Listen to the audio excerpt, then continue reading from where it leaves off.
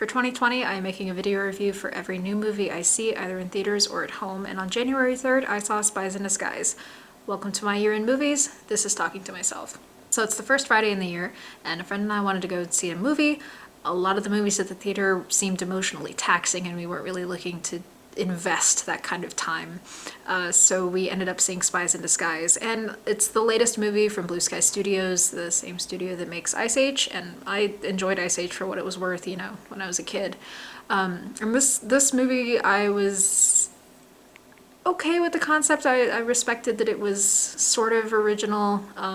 I think it's based on a short film, but I don't know if the short film people were involved in this version. But, you know, I was down to watch a movie. My friend graciously offered to buy tickets, and I got there late, so I didn't have to see the Doolittle trailer for the 8th time. So that's a lot of wins before the movie even starts. But basically, Will Smith plays the spy, Tom Holland plays this government agent who makes gadgets and stuff, and Will Smith's character gets turned into a bird and has to learn how to be a spy while being a bird. As far as kids' movies go, this ended up being a lot more entertaining than I was prepared to give it credit for. While it felt like a movie full of second and third string choices, which sounds weird given that like Will Smith and Tom Holland are two of the biggest names in entertainment right now, like despite that feeling, it works really well. They play to the strengths of those involved, and they pull it off remarkably well.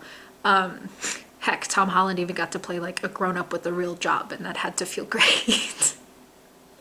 But like the dynamic is fun, the action's really engaging and lively and bright and colorful, and that worked super well.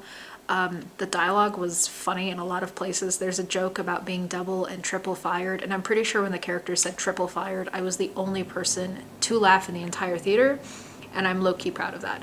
Like the funniest line though is when Will Smith comes to get while on a mission, he has this gadget that's supposed to be a bomb, and it was basically just glitter instead. And so he comes to Tom Holland's character to yell at him as to why his bomb is just glitter. And Tom Holland's trying to defend his choices, like, no, this is great, we can do it this way. And he tries to show off all of these gadgets he makes, and Will Smith says, this is a vile waste of taxpayer dollars. And it was the funniest thing. I knew it was going to be the funniest thing I was going to hear in that movie, and it was so funny that I put it up on my board because I wanted to share it all with you and to make sure you could remember it. There were a lot of other little throwaway jokes that I thought were funny. When Will Smith initially turned into a bird and he's beginning to freak out, like his feathers are ruffling and he's yelling, and he starts to calm down, the feathers start to like preen back into place, and he says, I'm sorry, I'm yelling at you, I shouldn't yell, but I'm gonna need you to unbird me right now. And just he has this patient, measured delivery that makes it way funnier than if he were freaking out.